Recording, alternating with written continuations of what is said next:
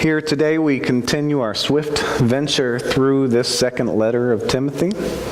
Last week we saw Timothy receiving a reminder that he was called by God to carry on what Paul spread throughout the Roman world. And here the message continues.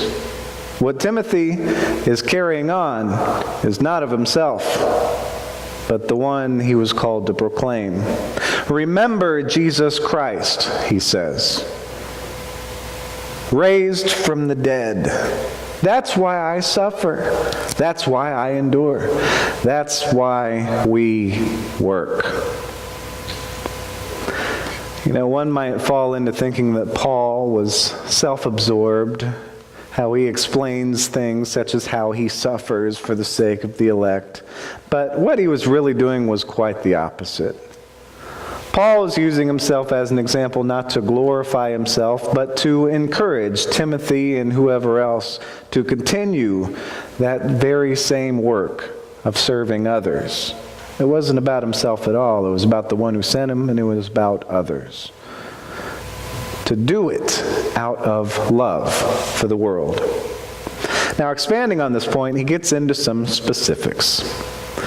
Now, I'm not sure what's going on among the people Timothy was dealing with, but Paul advises him to warn them not to get all wrapped up in their drama. They're wrangling over words. It sounds like he might have a specific situation in mind. Perhaps there was already a dispute going on. Perhaps it was a heated theological debate. Maybe it was something about Caesar and the Roman government. Maybe it was something else going on in their community. Or maybe this was just a general warning about arguing and bickering. Who knows? But maybe even Timothy himself was prone into slipping into arguments, and he needed to be mindful to guide people away from that kind of thing instead of getting drawn into it himself. Whatever the case, we can gain a lot from this instruction that we have before us to not get wrapped up in such things. Have you ever gotten all wrapped up in a dispute? A heated debate? Theological? Political? Sure is a good time for political arguments in this country right now, isn't it? Ever gotten all wrapped up in arguing about something else? For most of us, it seems all too easy. Part of our human nature, I guess. I don't know, the need to be right, maybe. We love being right, don't we?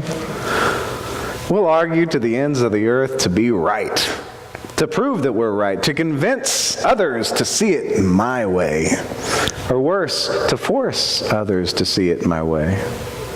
I think that's what most of our wrangling over words comes down to. Is you're wrong, and I'm going to let you know how wrong you are so you can learn the right way. If you don't listen, I'll raise my voice so you can hear me better. I may even use some sarcasm or even put you down to help you open your eyes to the truth that I know that you seem to be missing. Meanwhile, we hear these words from Scripture. Avoid wrangling over words. It does no good. It only ruins those who are listening. Now reflect on that for a moment and recall your last argument. It says it does no good, but only ruins those who are listening. In your last argument, did you convince the other person to see things your way? Did your arguing do any good? Would it have been helpful for someone else who was listening? Yeah, no, not for me either. Avoid wrangling over words. It does no good. We're Christians. We're here to build up people, to bless people, to bring goodness into each other's lives. It doesn't matter how right we are about any given topic. If we're not bringing good into each other's lives, then we're not living up to our calling. And if we're not living up to our calling, we've got work to do.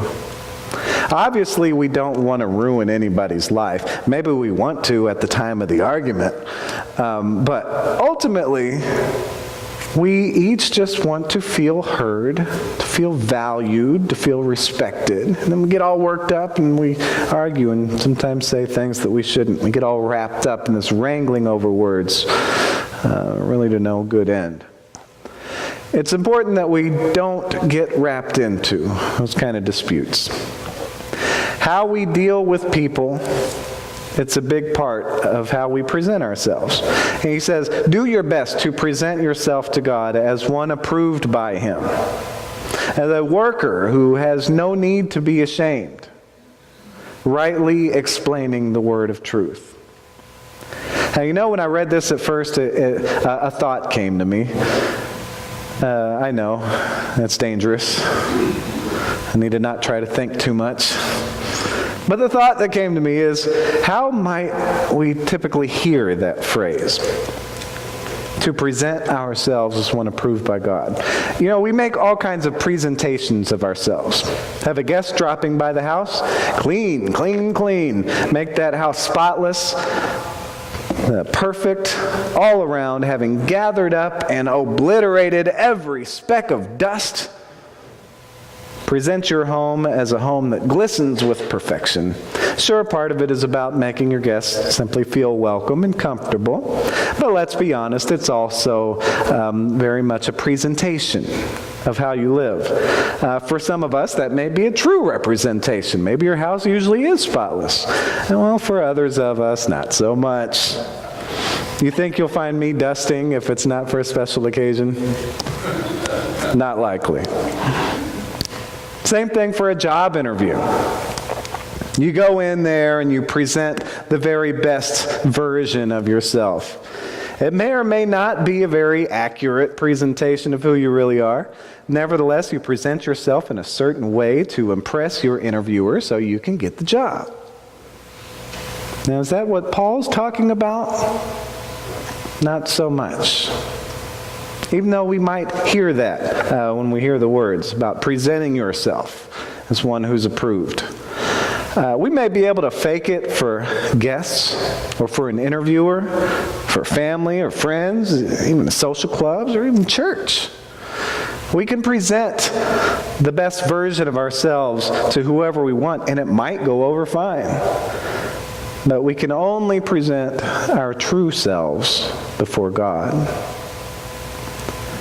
Paul teaches Timothy to be and to teach those around him to work for God's glory and to live without reason to be ashamed, for that to be the true version of themselves. Paul's not telling anybody to fake it, but to present ourselves as one who is approved, because that's actually how we are. Above all, remember Jesus Christ. Remember that He was born for you, that He lived for you, that He died for you, that He was risen from the dead for you. We must be willing to suffer. We must find strength to endure. We must work because God raised Him from the dead, and He did it out of love for the world. Because God raised Him from the dead, we can honestly present ourselves as God's approved. We have no more reason to feel ashamed. That's been wiped away. We can rightly explain the word of truth. Before heading off into a tangent with that, as if the last part gives us something to hold over others with that I'm right and you're wrong kind of thing, keep in mind yet that even this is still not about us. That last statement.